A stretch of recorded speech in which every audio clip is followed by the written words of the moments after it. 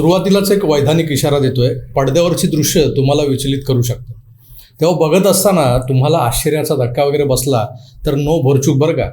No भरचूक म्हणजे आमची जबाबदारी नाही. तुमची मानसिक आणि बौद्धिक तयारी असेल तर जरूर बघा.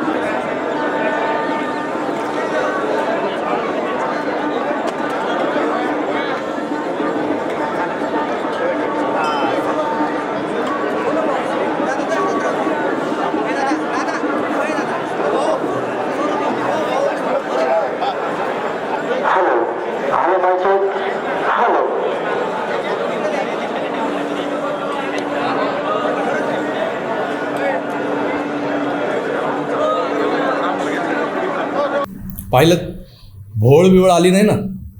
असो. नमस्कार मित्रो, मी प्रभाकर सूर्यवंशी आणि तुम्ही पाहतात आकार DG9. तुम्हाला तर माहिती आहे की काल भाद्रपद अमावस्या होती. सोप्या भाषेत सर्वपित्री अमावस्या होती. सनातन धर्माला मानणारा हिंदू या दिवशी वेगवेगळ्या पूजा अर्चा करत असतो. कुणी उज्जैनच्या महाकाल मंदिरात जातं तर कुणी शिंगणापूरच्या शनी मंदिरात. आता हे झालं सर्वसामान्यांचं. पण जे लोक स्वतःला पुरोगामी म्हणवतात, फडताळातला पुरोगामी, उठसूट सनातन धर्माला शिवीगाळ करतात, हिंदू धर्म आणि देवी देवतांवर गरळ ओकत असतात, त्यांच्यापैकी कुणीतरी जर एखाद्या कर्मकांडी सनातनी हिंदूला लाजवील असं सोवळं वगैरे नेसून आपल्या चेहऱ्यावरचे ते कोबराचा भाव लपवत का होईना शनेश्वराला तेल अर्पण करतोय किंवा मनोभावे तिथले पुजारी करवून घेत असलेली पूजा निमूटपणे करताना दिसला तर तुमच्या आमच्यासारख्यांना भोवळ येऊन पडणंच बाकी राहतं तेवढं.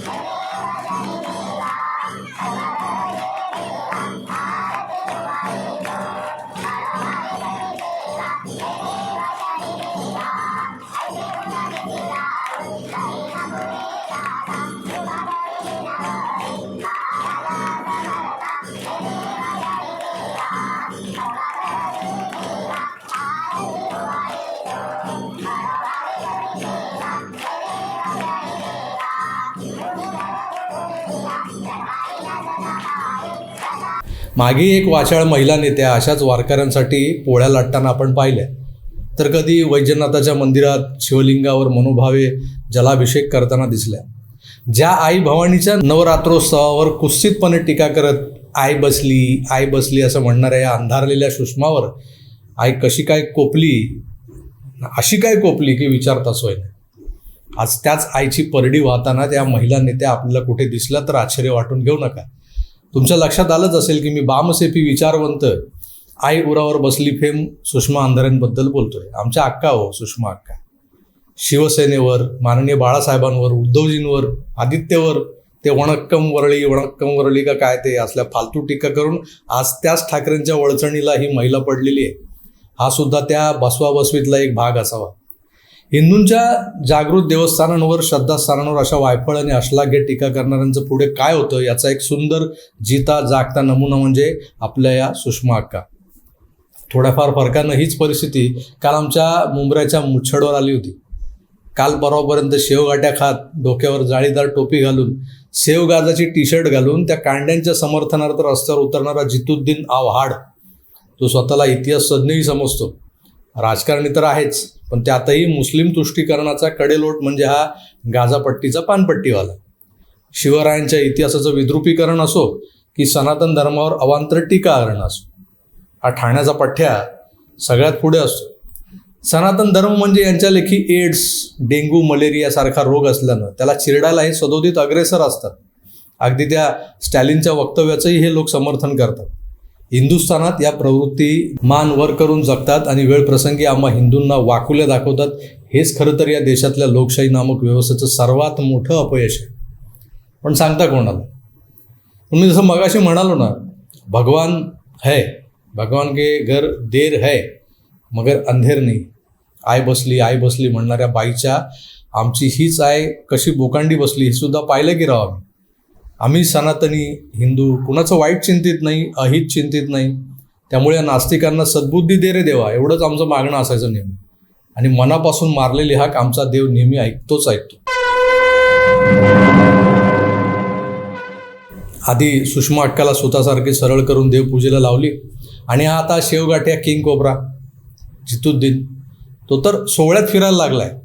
शिंगणापूरला जाऊन शनेश्वराला भजायला लागलाय. सनातन धर्म ही कीड आहे आणि ती चिरडून टाकायला हवी असं म्हणणाऱ्यांच्या कंपुटले हे विद्वान, अंधश्रद्धा निर्मूलन मारणारे, स्मशानात वाढदिवस साजरे करणाऱ्यांच्या विचारांचे लोक जेव्हा हिंदू धर्मातल्या सर्व पित्री अमावस्येची कर्मकांड, तीही थेट शिंगणापूरला जाऊन ओवळं सोवळं सगळं सागरसंगीत करून घेणं, ही कुठली अपरिहार्यता होती की उशिरा सुचलेलं शहाणपण होतं? पुरोगामी फराळातला. तर हे पुरोगामी जेव्हा आपल्या राजकीय जीवनावर आलेलं संकट टाळावं म्हणून शनिदेवात साकडं घालायला शिंगणापूरला जातात.